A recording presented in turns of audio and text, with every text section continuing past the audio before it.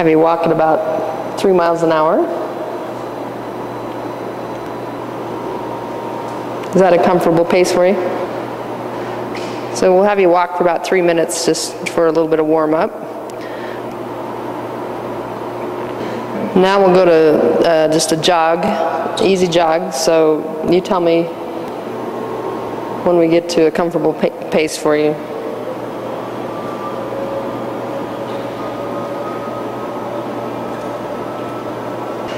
So we'll have you jog for 5 minutes, or if it starts to bother you before then, let me know.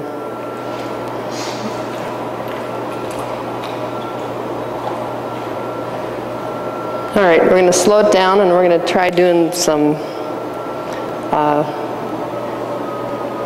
side slides first.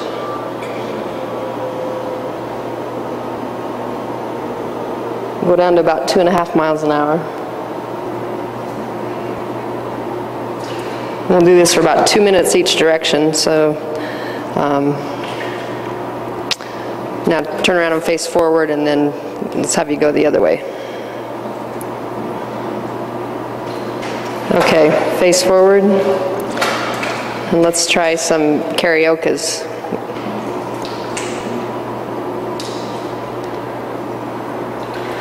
We'll do that for 2 minutes each direction, and then face forward, and now go the other way. And now we're going to turn the treadmill off and have you do some jumps, similar to your blocking jumps.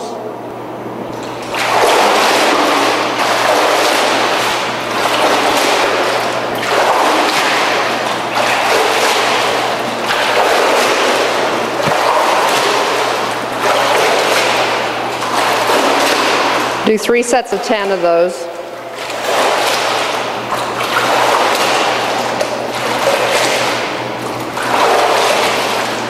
And once she was ready to do less resistance, I mean a little bit more resistant, actually, we moved her up here to do her blocking jumps so that she could,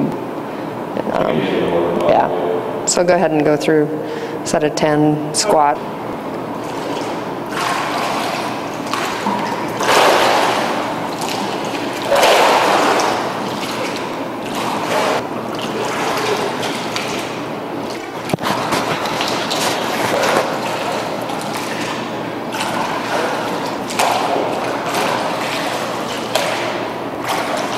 Go ahead and do some jumps.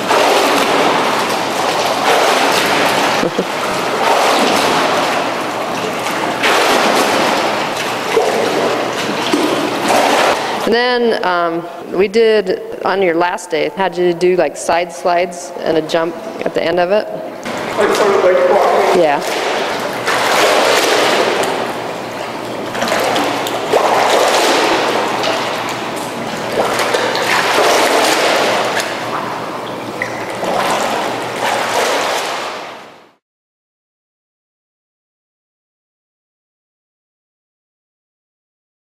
I think it just really helped her confidence. You know, each day it got a little less painful.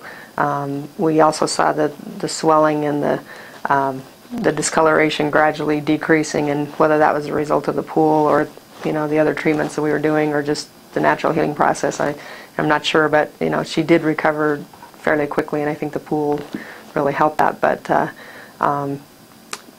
less pain each day, I think, with the movements that she needed to be able to do, especially the side slides and the karaoke, was pretty significant, I thought.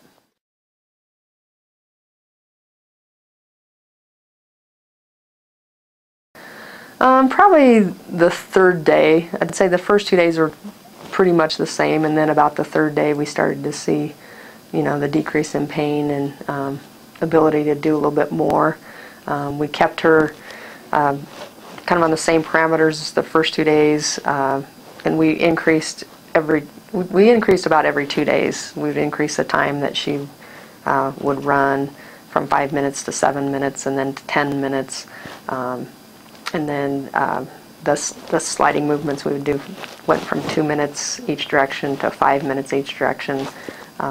We increased the number of jumps she was doing from 3 sets of 10 to 3 sets of 20, and So about every 2 days we kind of seemed like we saw improvement enough that we felt comfortable increasing her number of reps and things like that.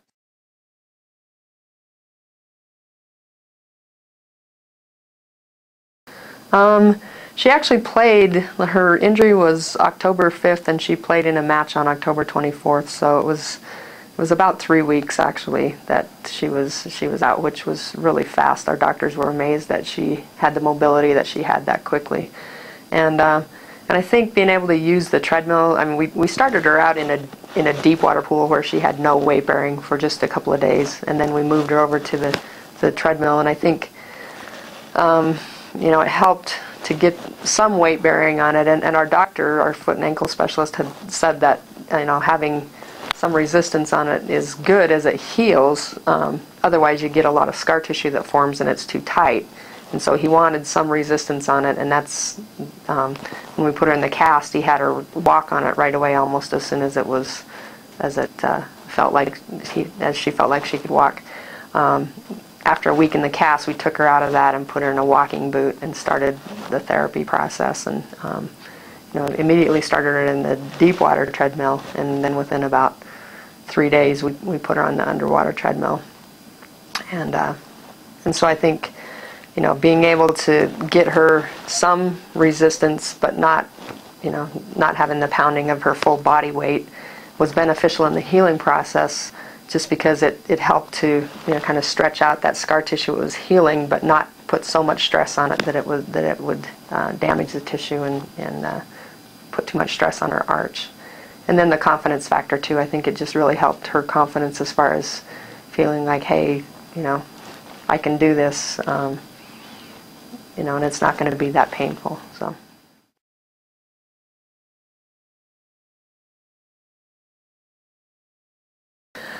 We used the treadmill for a lot of it, but we also used the changing depths. We initially started with her jumping in the deepest part of the pool because we didn't want very much body weight, and we wanted to increase buoyancy. And then as she felt more comfortable, within about, I think 3 days later, we moved her up onto one of the steps so that she had a little bit more body weight, a little less buoyancy, and she could handle a little bit more. And we could, you know, see that she was not as painful with that. So, so having the difference in depths too, I think was really helpful.